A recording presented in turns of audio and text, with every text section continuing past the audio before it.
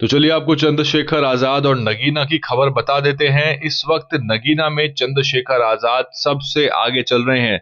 जो परिणाम जिसकी उम्मीद चंद्रशेखर आजाद को थी और जो हमारा जो विश्लेषण था अब तक का, जिसमें हम मानकर चल रहे थे कि बीएसपी जो है वो अपने परंपरागत वोट को बचा लेगी, लेकिन चुनाव बिल्कुल भी वैसा नहीं था। और इस बार बहुत ही ज्यादा साइलेंट तरीके से ये काम वोटरों ने किया है। चंद्रशेखर आजाद लगभग 1,80,000 वोटों के साथ जो है वो 57,000 वोटों से पछाड़ रहे हैं भाजपा के प्रत्याशी को। तो सीधे तौर पे ये लड़ाई यहाँ पर भाजपा और चंद्रशेखर की नजर आ रही है। और ये जो आंकड़ा है, जो 50,000 की लीड है, ये चंद्रशेखर की लगभग लगभग अब जीत में तब्दील हो जाएगी। मनोज कुमार समाजवादी पार्टी के यहाँ 40,000 वोटों के साथ पीछे हैं। तीसरे नंबर पर भाजपा के जो ओम कुमार हैं वो 1,21,000 वोटों के साथ लगभग 57,000 वोटों से ट्रेल कर रहे हैं।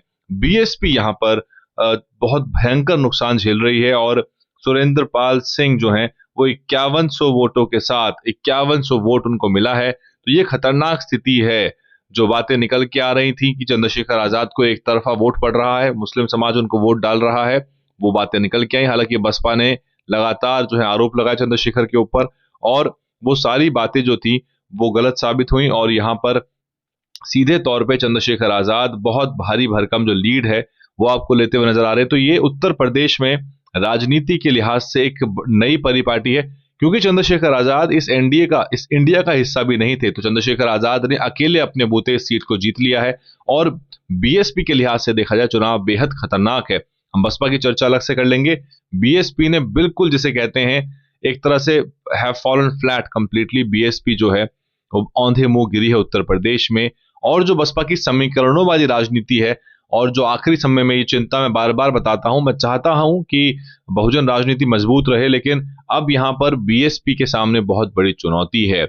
और बिना समस्याओं पे काम किए, जो असल समस्याएं हैं उन पे काम करे बिना बसपा यहां से अगर आगे जाती है तो बदलाव कुछ भी नहीं आएगा। राज्य दर राज्य चुनाव होंगे, लेकिन अब 27 के चुनाव आएंगे। और क्योंकि समाजवादी पार्टी लगभग 30 से ज्यादा लोकसभा के सांसद जिता रही है इंडिया में, कांग्रेस और सपा की वहां वापसी हो रही है, तो बसपा को अपनी जगह बचाना, अपना वजूद बचाए रखना बहुत बड़ी चुनौती होगी। ये साहब कांशीराम की बनाई हुई पार्टी को धीरे धीरे करके खत्म होते देखना बेहद दुखद होगा बहुत सारे बहुजन समाज के समर्थकों के लिए।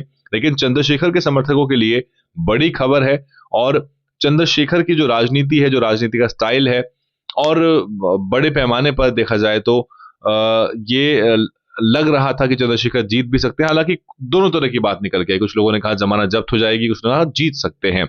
लेकिन जब तक परिणाम ना आ जाए सामने तब तक कुछ कहा नहीं जा सकता। और अब जो है 1,80,000 वोटों के साथ 57,000 का मार्जिन लेके चंद्रशेखर आजाद आगे चल रहे हैं। और अपडेट आपके लेके आते हैं, बने रहिए। आज पूरे दिन आपको अपडेट देते रहेंगे। आप कमेंट करके हमसे प्रत्याशियों के बारे में पूछ सकते हैं, हम आपको आंकड़ा देते रहेंगे।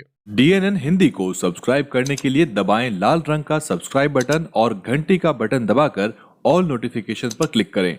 चैनल को जिंदा रखने के लिए नीले रंग का ज्वाइन बटन दबाकर चैनल को आर्थिक सहयोग करें।